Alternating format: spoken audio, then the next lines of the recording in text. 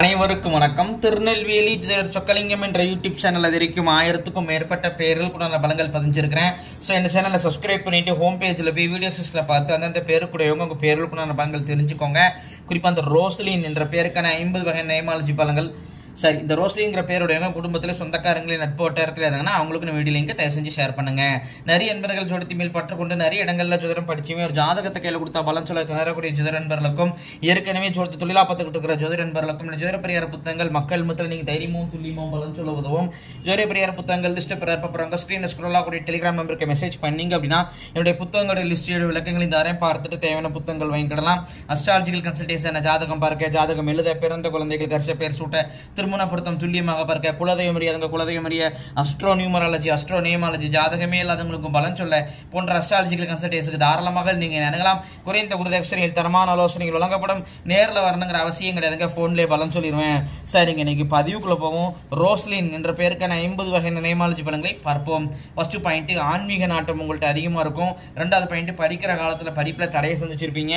மூணாவது பாயிண்ட், அழகானவங்களா இருப்பீங்க. நாலாவது பாயிண்ட், படிப்புக்கு சம்மந்தம் இல்லாத வேலை தான் உங்களுக்கு செட் ஆகும்.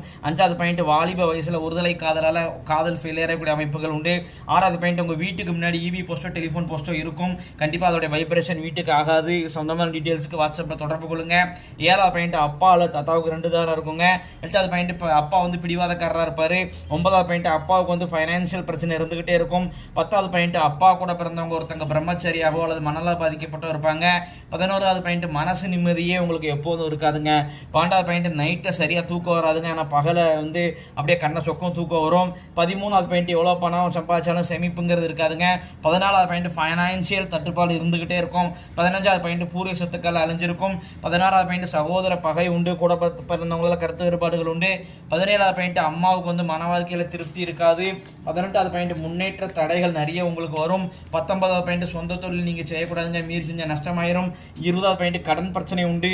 21வது பாயிண்ட், நல்ல அட்ராக்டிவான தோற்றம் உங்களுக்கு உண்டு. 22வது பாயிண்ட், குடும்ப சொத்துக்கள் முடக்கத்தில் இருக்கும்.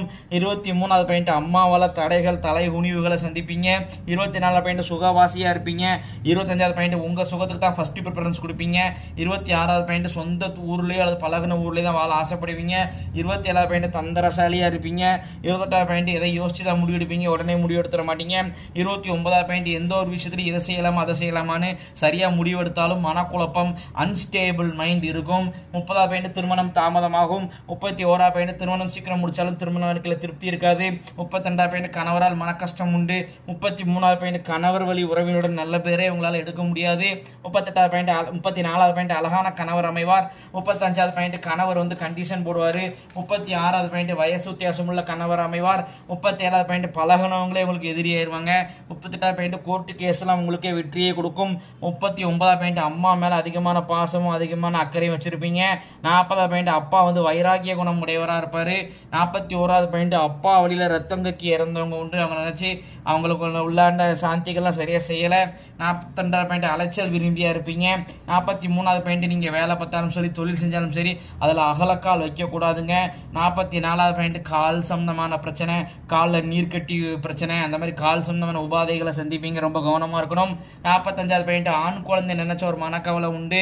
ஆண் வாரிசு இல்லைங்கிற கவலையோ, ஆண் வாரிசு நம்ம கட்டுப்பட மாட்டேங்கிற கவலையோ, அல்லது ஆண் வாரிசு ஃபியூச்சர் நினைச்ச ஒரு கவலை உங்களுக்கு இருந்துகிட்டு இருக்கும். 46வது பாயிண்ட், கால்குலேட்டிவ் மைண்டா இருப்பீங்க. 47வது பாயிண்ட், வெஹிக்கிள்ல ஒரு மறக்க முடியாத விபத்துக்களை சந்திப்பீங்க, ரொம்ப கவனமா இருக்கணும்.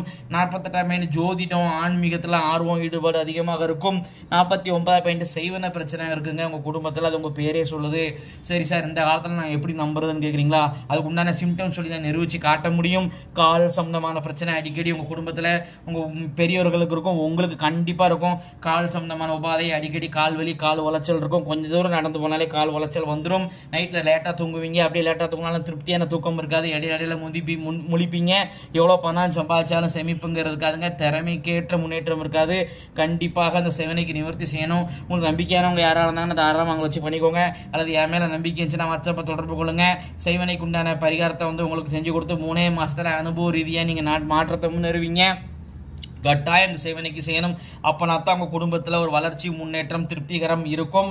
50வது பாயிண்ட், உங்களுடைய ஆத்மார்த்தமான தெய்வம் முன் ஜென்மத்துல நீங்க வேண்டி விரும்பி வழிபட்ட தெய்வம் இந்த ஜென்மத்தை அருள்பாலிக்க நிற்கிறது யார் அப்படின்னு கேட்டீங்கன்னா விநாயக பெருமான் தாங்க. இத்துடன் ரோஸ்லின் என்ற பெயருக்கான 50 வகையான நேமாலஜி பலன்கள் முடிவடைகின்றன. பேரை வச்சு பலன் சொல்றேன் அப்படின்னா ஜாதகத்தை சின்ன அதிகமாக உள்ள துல்லியமாக சொல்லுவேன் அப்படிங்கிறத யோசிச்சு பாருங்க நண்பர்களே. ஸோ ஒரு முறை அஸ்ட்ராலஜிக்கல் கன்சல்டேஷனுக்கு வாங்க. நன்றி நேயர்களே, நன்றி, வணக்கம்.